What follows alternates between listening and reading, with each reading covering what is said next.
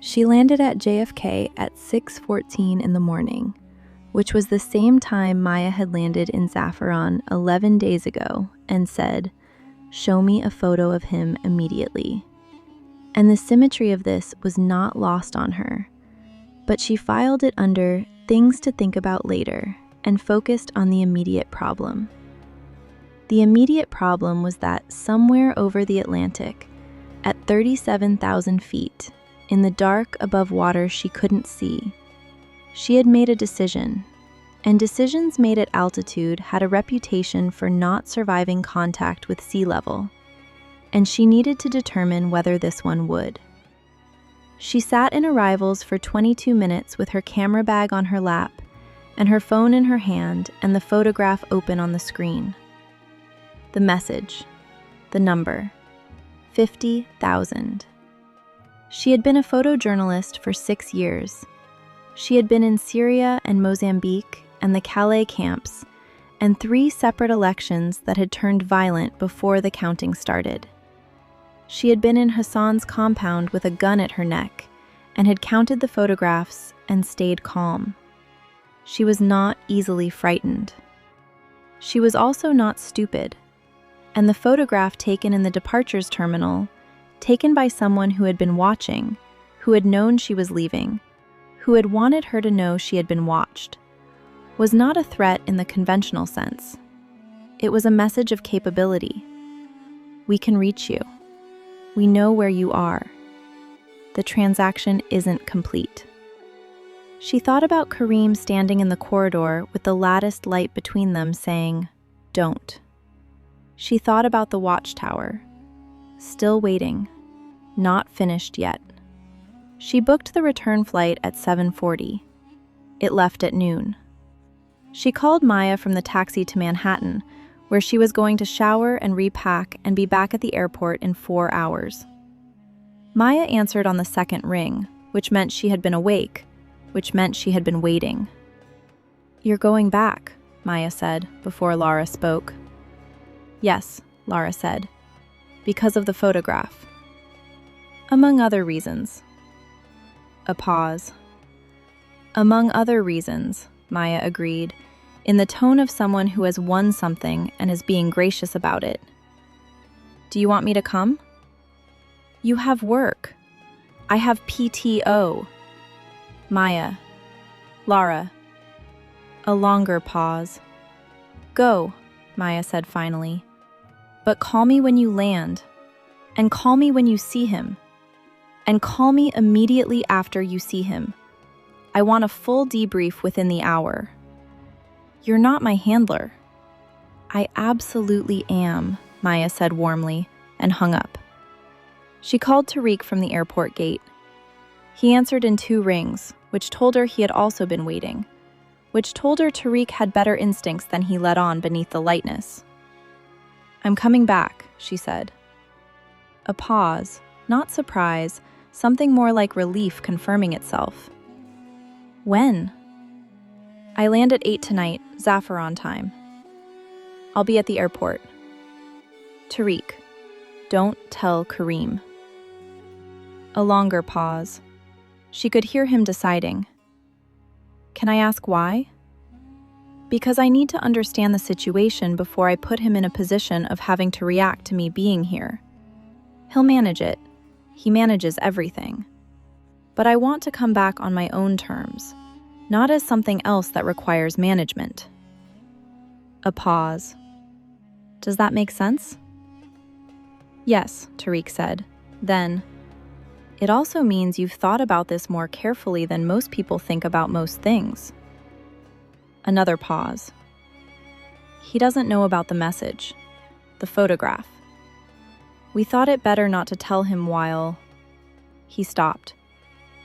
"While I was gone," she said. "Yes. Tell him about the photograph when I land, not before." "Understood." A beat. "Lara." "Yes." "I'm glad you're coming back." His voice had lost its usual lightness entirely. The version underneath, the one that was his brother's brother after all, was direct and warm and entirely without performance. He hasn't been... He stopped again, started differently. The palace has better bread when you're in it. She smiled at the departure gate. That's the nicest thing anyone said to me in 24 hours. Low bar, Tariq said. The lightness was back. See you tonight. The 8 hours in transit gave her time to think, which was both useful and dangerous. She thought about the photograph on the plane and what it meant operationally. Yasmin had resources she hadn't fully deployed. The message wasn't about money. 50,000 was not a number that meant anything to whoever was behind this. It was a symbol, a reference point, a way of saying, we know exactly who you are and where you fit in this story. The message was about leverage, about reminding her that she was still a piece on a board she hadn't fully mapped. She thought about what she knew and what she didn't. She knew about Nasim and Hassan and the trade agreement and the authentication and the legal proceeding. She knew Yasmin had met with Nasim's financier 3 years ago. She knew Yasmin had organized the plateau photographs and the note to the alliance delegates. What she didn't know was the exact nature of Yasmin's arrangement with Nasim. Whether she was a paid instrument, a true believer in some political vision, or simply a woman who had decided that if she couldn't have Karim, she would dismantle everything he was building. The third option was the most dangerous, because it had no rational floor. She also thought, in the hours over Europe, and then the Mediterranean, and then the gradual descent toward Zafaran, about the other thing. The thing that was not operational. The thing she had admitted to herself at 37,000 feet over the Atlantic on the outbound journey, and had not unadmitted since, because once you saw a thing clearly, you couldn't choose to unsee it. That was the entire philosophy of her profession. She was in love with a man who lived in a palace, in a country she had visited on a press accreditation. She had known him for 11 days. She had been kidnapped, rescued, temporarily married to, photographed with, and used as a diplomatic liability by various parties during those 11 days, which was an unusual quantity of experience to compress into under a fortnight, and which did not, she acknowledged, constitute a conventional basis for the feeling she was carrying. It also felt, with the specific, irreducible certainty of things that were simply true regardless of their inconvenience, completely real. She had spent enough time in enough places photographing enough of human experience to know the difference between something that would pass and something that had arrived to stay. This was the second kind. Tariq was at the airport. He was also, despite instructions, not alone. He had brought Nadia, who presented Lara with a small bag of provisions for the drive with the serene efficiency of someone who considers anticipating needs a form of respect. Lara accepted it with genuine gratitude and the understanding that some forms of welcome were more eloquent than words. In the car, Tariq told her what had happened in the 18 hours since she'd left. The legal proceeding against Nasim had been formally initiated that afternoon, earlier than planned, accelerated by Karim's legal team in response to the alliance situation, the calculation being that preemption was now worth the risk of slightly less preparation time. Nasim had been notified. His lawyers had responded within the hour. The trade agreement negotiations were formally suspended pending resolution of the proceedings, which was painful but preferable to an agreement built on compromised ground. "And the alliance delegates?" she asked. "The photographs?" "My father spoke to them directly this morning. He told them the full context of your presence, the kidnapping, the rescue, the security situation. He told them that the marriage was a legal instrument used to navigate an interior checkpoint and has been dissolved. He also told them that you provided material evidence instrumental to exposing the threat to the agreement itself, and that your presence in the palace was not a liability, but a contribution." "How did they receive it?" "Two of them well. One of them is still processing." Tariq's voice was dry. "He will come around. He is a man who needs to arrive at conclusions in his own time and in a direction that feels like forward motion." "And Yasmin? Any trace?" "She's in the capital. She has not attempted contact with anyone in the palace. She has also," he paused, "retained a lawyer."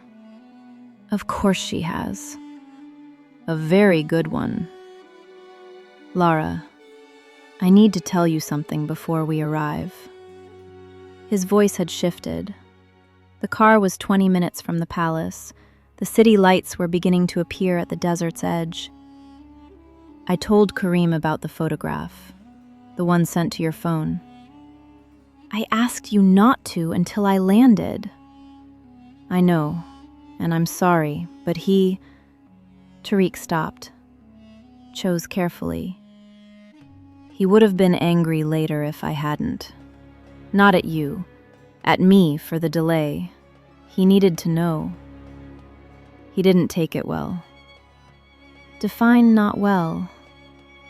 "He was very quiet," Tariq said, which, in the vocabulary of Al Rashid brothers, she had learned, was the most alarming possible description. "And then he made 4 phone calls and added 2 people to the security arrangement for your arrival and told me to drive carefully." She looked at the city lights. She thought about the watchtower. She thought about a man who expressed care through action and precision and being in the right place before you knew you needed him there. She thought, "I know who you are." She thought, "That's the whole problem, and also the whole point." The palace gates opened at 8:57. The courtyard was lit, and the fountain was doing its indifferent work, and the white stone was silver in the floodlights, exactly as it had been 11 days ago when she had arrived for the first time and felt small on purpose. She felt different now. Not larger, just situated. Like someone who has learned the dimensions of a place and knows where she stands in it. She got out of the car. He was standing at the top of the entrance steps. Not Nadia this time, not Tariq's welcoming committee. Just Karim, in a dark shirt, no jacket, the stitches long-heeled and the cut above his brow a clean, faint line in the floodlight. He looked at her coming across the courtyard with the expression she had no name for, the one that lived below all his learned registers, the face he wore when he had apparently decided that composure was more effort than the moment deserved. She stopped at the bottom of the steps and looked up at him, and the distance between them was 6 steps, and also 11 days, and also everything that had been said and not said in a corridor with latticed light. She said nothing. He came down the steps. He looked at her for a moment that had the quality of something being confirmed. Then he said, "You came back." Not a question, not an accusation. Something that lived in the register between relief and certainty. The voice of a man who had known she would and hadn't let himself believe it until now. "I came back," she said. He nodded once, slowly, the way he nodded when something important had been established. Then he said, Are you hungry?" And she laughed, a real laugh, sudden and full, the kind that arrived before you could manage it. Because of course he did. Of course that was what he said. And it was so entirely, precisely him that she felt it in her chest like the first frame of a photograph that was going to be the best one she'd ever taken.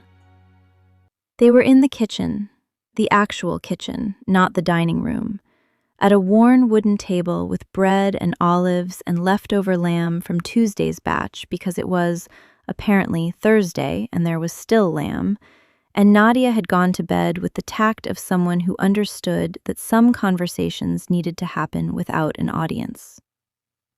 Lara was on her second piece of bread and her first real feeling of something like equilibrium since the airport, when Karim said, without preamble, looking at the table, "The photograph they sent you. It was taken by someone who was in the departures terminal before you arrived, which means someone knew your schedule." He looked up. "Your schedule was known to 4 people. Me, Tariq, Nadia, and the person who booked the car to the airport." A pause that had the weight of something very carefully placed. "Lara, I need to ask you something, and I need you to answer honestly, even if the answer is difficult." She put down the bread. She looked at him. "The dissolution papers," he said. "When I told you they had a 7-day waiting period, I told you I hadn't arranged the delay." His jaw tightened almost imperceptibly. "That was true. I didn't arrange it."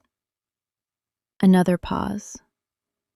"But I was informed of it 4 hours before I told you. And in those 4 hours, I didn't tell you immediately." He held her gaze. "I want you to know that. Whatever happens next, I want you to have the full truth." Next chapter. Full truth. She sat with what he'd told her for a long time. Then she asked the only question that mattered. Not what he had delayed, but why. His answer changed everything.